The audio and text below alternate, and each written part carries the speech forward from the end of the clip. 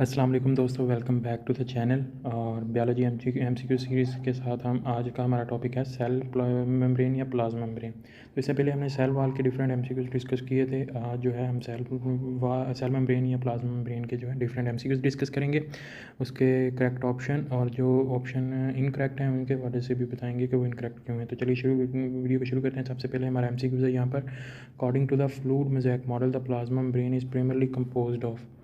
तो यहाँ पर हमारे पास है जी फॉस्फोलिपिड्स, प्रोटीन्स, कार्बोहाइड्रेट्स और न्यूक्लिक एसिड। तो यहाँ पर हमारे पास फॉस्फोलिपिड्स भी पाए जाते हैं प्लाज्मा मेम्ब्रेन में, प्रोटीन भी पाए जाते हैं, कार्बोहाइड्रेट्स भी पाए जाते हैं और न्यूक्लिक एसिड जो है वो एब्सेंट होते हैं। तो हमारे पास जो है जी पहले तीनों ऑप्शन ही यहाँ पर हमारे पास जो है वो करेक्ट हैं।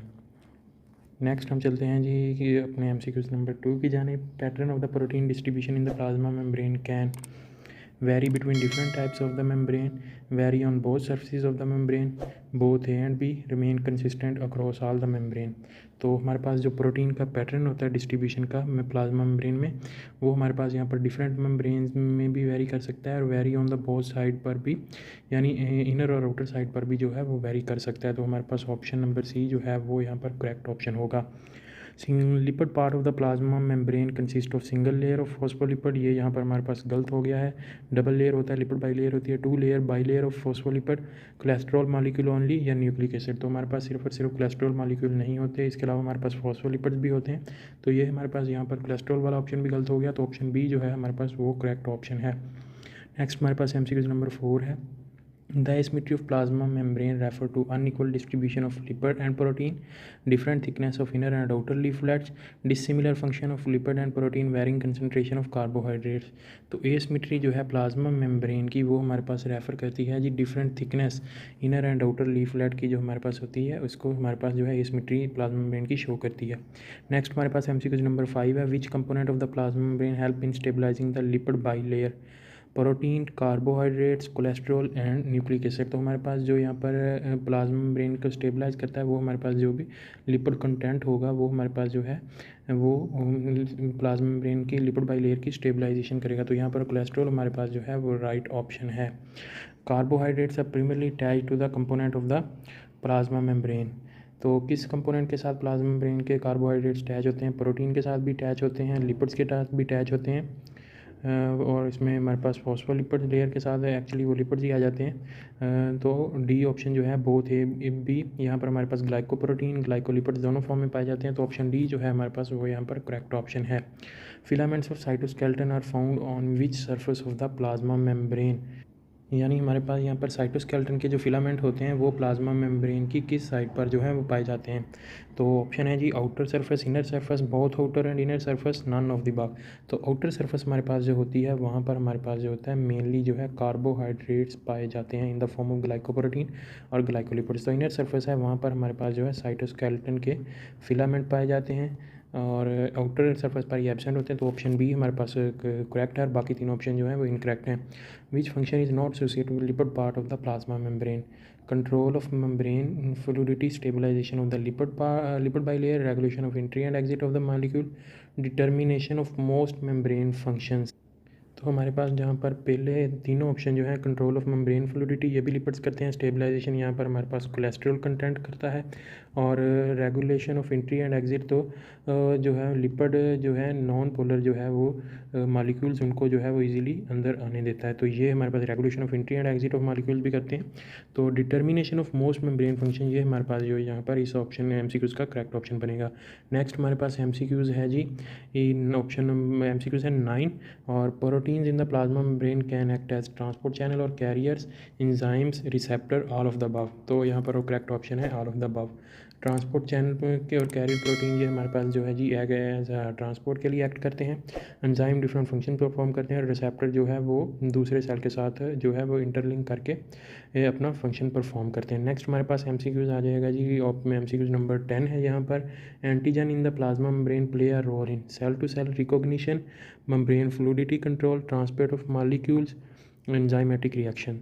तो यहाँ पर हमारे पास जो ऑप्शन ए है सेल टू सेल रिकॉग्निशन, ये हमारे पास यहाँ पर एंटीजन करते हैं। और नेक्स्ट हम देखें बी ऑप्शन जो है वो हमारे पास यहाँ पर कोलेस्ट्रॉल करता है। ट्रांसपोर्ट ऑफ मॉलिक्यूल वो भी हमारे पास ट्रांसपोर्ट कैरियर प्रोटीन या फिर लिपिड बाइलेयर है वो करती है। एंजाइमेटिक रिएक्शन जो है हमारे पास वो एंजाइम्स करते हैं। तो हमारे पास जो ऑप्शन ए है वो यहाँ पर करेक्ट है, cell to cell recognition antigen जो है वो परफॉर्म करते हैं। नेक्स्ट हमारे पास है जी channel protein in the plasma membrane facilitate the passage of the molecule by. Channel protein की बात हो रही है, combining with the substance and helping it move through across the membrane. तो ये हमारे पास जो यहाँ पर ऑप्शन ए है जो कंबाइन करके लेके जाते हैं, ये हमारे पास यहाँ पर जो है जी वो कैरियर प्रोटीन का फंक्शन है। और creating a channel through which the substance can pass cross the membrane, तो ऑप्शन बी यहाँ पर जो है वो चैनल प्रोटीन का फंक्शन है। Breaking down the substance into smaller molecules, तो ये हमारे पास है इंडोसाइटोसिस या फैगोसाइटोसिस के जरिए होता है। Binding to the specific receptor on the substance, तो ये भी यहाँ पर ऑप्शन करेक्ट नहीं है। तो बी ऑप्शन जो है क्रिएटिंग अ चैनल, यानी चैनल क्रिएट करके सब्सटेंस को क्रॉस द मेम्ब्रेन पास करवाते हैं। और जो हमारे पास कैरियर प्रोटीन होते हैं वो सब्सटेंस के साथ कंबाइन करते हैं और उसको मूव करवाते हैं क्रॉस द मेम्ब्रेन। नेक्स्ट हमारे पास एमसीक्यू नंबर 12 है। Enzymes found in the plasma membrane are responsible for transporting molecule cross the membrane, initiating circular signal transduction pathway, catalysing chemical reaction, assisting in cell adhesion. तो हमारे पास जो enzyme का option जो function होता है वो बेसिकली कैटलाइजिंग केमिकल रिएक्शन ही होता है। तो यहाँ पर भी एंजाइम जो है कैटलाइज केमिकल रिएक्शन ही करवाएंगे। यहाँ पर हमारे पास transport molecules cross the membrane जो है वो कैरियर या चैनल प्रोटीन यहाँ पर हमारे पास जो है वो करवाते हैं। नेक्स्ट हमारे पास असिस्टिंग इन सेल एडहेजन जो है वो एंटीजन और सेल रिसेप्टर का काम है। नेक्स्ट हमारे पास एमसीक्यू नंबर है 13। Receptor molecules in the plasma membrane are involved in transporting ions across the membrane, cell adhesion, initiating intracellular response, breaking down foreign antigen।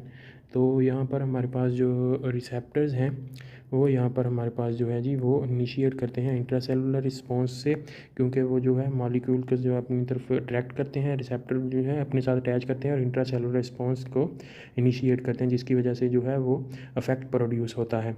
और यहाँ पर transporting ions across the membrane, जैसे कि आपको पहले बताया, ये चैनल और कैरियर प्रोटीन का फंक्शन है। और ब्रेकिंग डाउन फॉरेन एंटीजन, ये हमारे पास जो है वो भी हमारे पास जो एंटीबॉडीज़ करती हैं।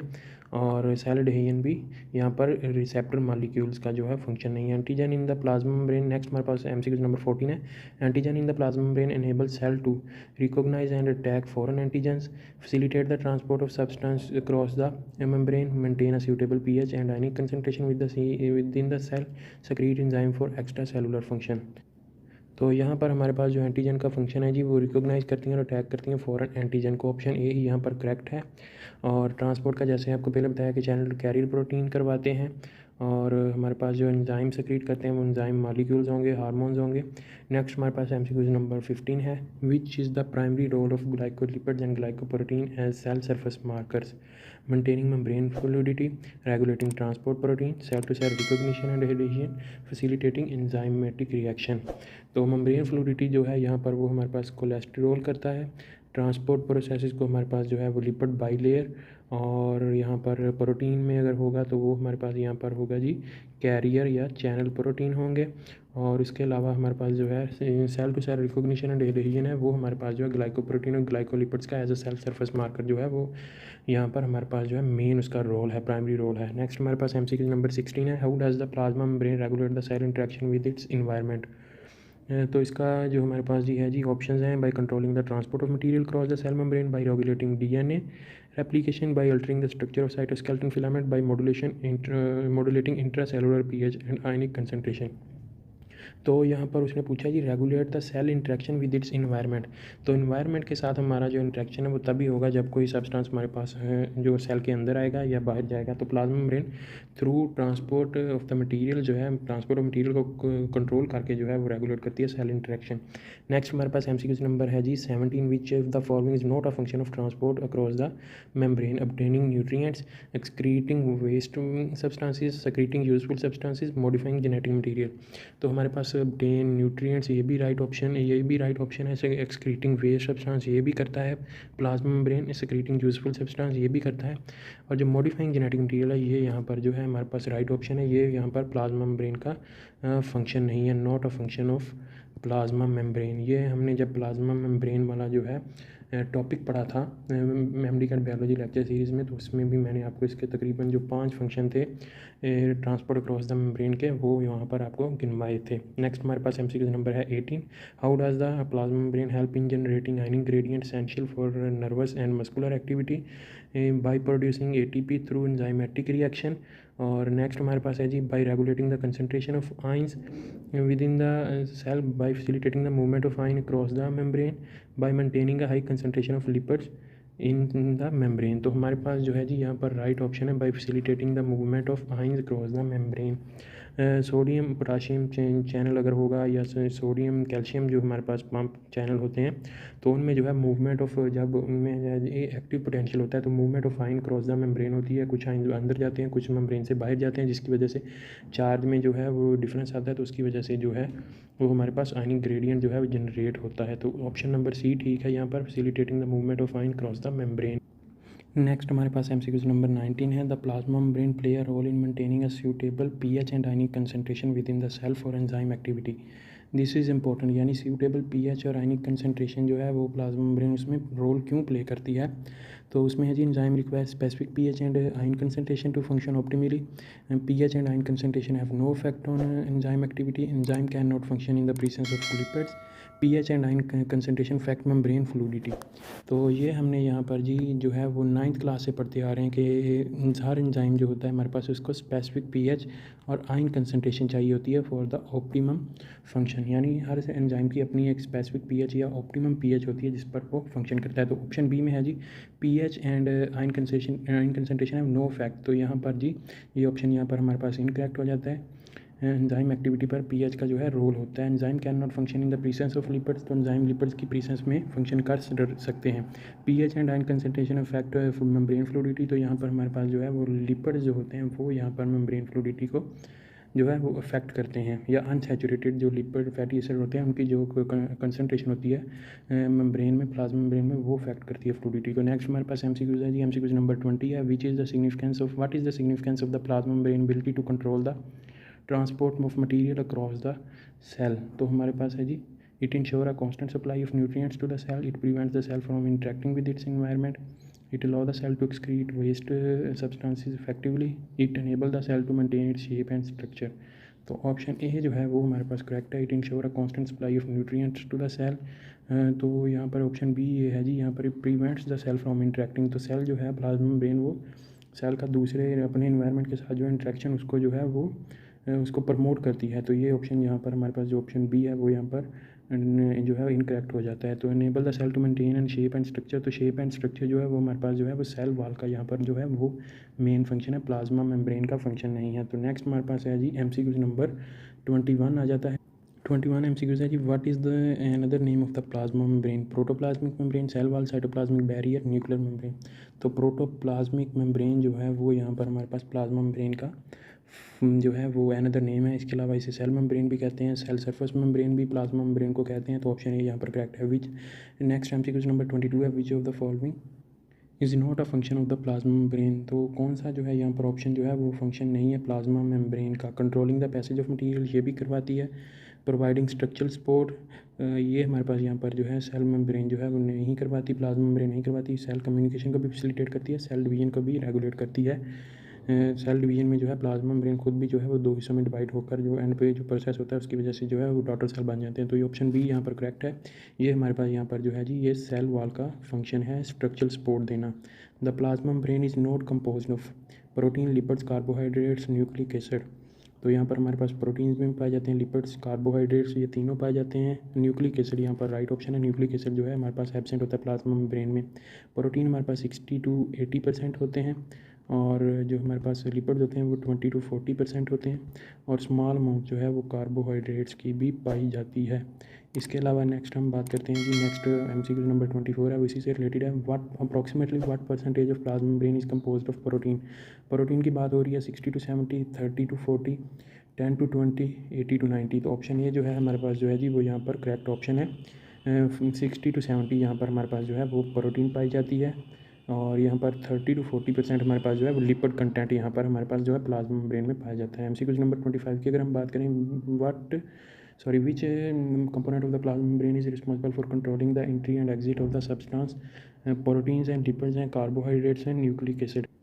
तो हमारे पास जहाँ पर जो जी प्रोटीन है, ये पहले बताया आपको, चैनल प्रोटीन के तौर पर एक्ट करते हैं, कैरियर प्रोटीन के तौर पर भी एक्ट करते हैं, और पंप्स भी यहाँ पर प्रोटीन ही होते हैं। तो प्रोटीन हमारे पास जो है एंट्री एंड एग्जिट के जो मैकेनिज्म है उसको कंट्रोल करते हैं। What is the primary role of carbohydrate in the plasma membrane? Providing structural support, facilitating cell adhesion, regulate membrane fluidity, transport molecules cross the membrane. यहाँ पर हमारे पास जो स्ट्रक्चरल सपोर्ट है वो तो सेल वाल बिल्कुल ही नहीं देती है, सॉरी सेल मेम्ब्रेन बिल्कुल ही नहीं देती है। हमारे पास यहाँ पर सेल वाल का फंक्शन है। फैसिलिटेटिंग सेल एडहेजन और सेल टू सेल रिकॉग्निशन जो है वो हमारे पास ग्लाइकोलिपिड्स और ग्लाइकोप्रोटीन्स देते हैं। तो ये हमारे पास यहाँ पर जो है जी वो राइट ऑप्शन है। और रेगुलेटिंग मेम्ब्रेन फ्लूइडिटी, ये हमारे पास यहाँ पर कोलेस्ट्रॉल करवाता है। और transporting molecule cross the membrane, तो ये हमारे पास यहाँ पर प्रोटीन्स करवाते हैं। तो कार्बोहाइड्रेट्स सेल एडहेजन को फैसिलिटेट करते हैं, सेल टू सेल रिकॉग्निशन के फंक्शन को जो है वो परफॉर्म करवाते हैं। नेक्स्ट हमारे पास MCQ नंबर 27 है। Plasma membrane is found in which type of the cell? Prokaryote cell only, eukaryotic cell only, animal cell only, all living cells, prokaryote and eukaryote. तो प्लाज्मा मेम्ब्रेन हमारे पास जहाँ पर जी ऑल लिविंग सेल्स में पाई जाती है, प्रोकैरियोट एंड यूकैरियोट में। यूकैरियोट सेल में जो है सेल के अंदर जो है मेम्ब्रेन बाउंडेड ऑर्गेनेल्स पाई जाती हैं, लेकिन प्रोकैरियोट में जो है वो यहाँ पर हमारे पास एब्सेंट होती हैं। नेक्स्ट हमारे पास MCQ नंबर 25 है। Which term describes the boundary of the plasma protoplasm in a cell wall? 28 number MCQ है, sorry, which term describes the boundary of the protoplasm in a cell? तो यहाँ पर different हमारे पास option हैं, cell wall, plasma membrane, cytoplasmic barrier, nuclear membrane. तो nuclear membrane जो है वो यहाँ पर हमारे पास न्यूक्लियस की बाउंड्री होती है, और जो हमारे पास प्रोटोप्लाज्म की बाउंड्री होती है तमाम सेल्स में, वो हमारे पास जो है यहाँ पर प्लाज्मा मेम्ब्रेन होती है, बाउंड्री ऑफ प्रोटोप्लाज्म। तो ये हमारे पास जो है जी यहाँ पर जो है प्लाज्मा मेम्ब्रेन जो है बाउंड्री है प्रोटोप्लाज्म की। तो ऑप्शन नंबर बी यहाँ पर करेक्ट है। प्रोटोप्लाज्म के बारे में बात करते जाएँ, साइटोप्लाज्म हमारे पास, और यहाँ पर जो है हमारे पास जो है वो न्यूक्लियस जो है मिलकर जो है वो हमारे पास यहाँ पर जी है प्रोटोप्लाज्म जो है वो बनाते हैं। तो इसकी बाउंड्री को हम प्लाज्मा मेम्ब्रेन कहते हैं। प्लाज्मा मेम्ब्रेन तमाम लिविंग सेल्स में पाई जाती है। MCQ नंबर 29 है। What is the general function of the plasma membrane? DNA replication है, प्रोटीन सिंथेसिस है, सेलुलर रेस्पिरेशन है, controlling material passage in and out of the cell. DNA replication हमारे पास जो है वो न्यूक्लियस में होती है मोस्टली। प्रोटीन सिंथेसिस हमारे पास जो है वो राइबोसोम्स में होती है। और हमारे पास जो सेलुलर रेस्पिरेशन है ये हमारे पास जो है जी वो माइटोकॉन्ड्रिया में होती है। तो लास्ट ऑप्शन हमारे पास जो बचता है वही यहाँ पर राइट ऑप्शन है, material passage in and out को जो है वो कंट्रोल करवाती है। MCQ नंबर 30 है। Which component of the plasma membrane is responsible for the selective permeability of the membrane? Protein, lipid, carbohydrates and nucleic acid. तो यहाँ पर हमारे पास जो राइट ऑप्शन है वो यहाँ पर हमारे पास लिपिड है। फॉस्फोलिपिड की जो हमारे पास बाई लेयर होती है वो यहाँ पर हमारे पास जो है वो हाइड्रोफोबिक एंड जिसके एक तरफ होते हैं, हाइड्रोफिलिक एंड एक तरफ होता है। तो वो हमारे पास जो है यहाँ पर बैरियर का फंक्शन जो है परफॉर्म करती है और सिलेक्टिव परमेबिलिटी को शो करवाती है। तो यहाँ पर हमारे पास सेल मेम्ब्रेन के जो थे 30 MCQs वो यहाँ पर कंप्लीट होते हैं। हमने यहाँ पर डिफरेंट उसके कंसेप्ट देखे प्लाज्मा मेम्ब्रेन के, सेल मेम्ब्रेन के, और जो ऑप्शन करेक्ट थे वो आपको बताए, और जो इनकरेक्ट थे वो भी उनकी वजह बताई कि वो इनकरेक्ट क्यों हैं। दोस्तों यहाँ पर ये वीडियो खत्म होती है। उम्मीद करता हूँ आपको वीडियो पसंद आई होगी। वीडियो पसंद आई तो इसे लाइक कीजिएगा, शेयर कीजिएगा, अपना फीडबैक दीजिएगा कमेंट सेक्शन में। अगर आप इस चैनल पर नहीं है तो चैनल सब्सक्राइब कर लें और साथ बेल आइकन को भी प्रेस कर लें ताकि आपको मज़ीद आने वाली इस वीडियो के नोटिफिकेशन मिलते रहें। इस वीडियो में इतना ही, मिलेंगे एक नई वीडियो के साथ। अपना बहुत सारा ख्याल रखिएगा, दुआ में याद रखिएगा। तब तक के लिए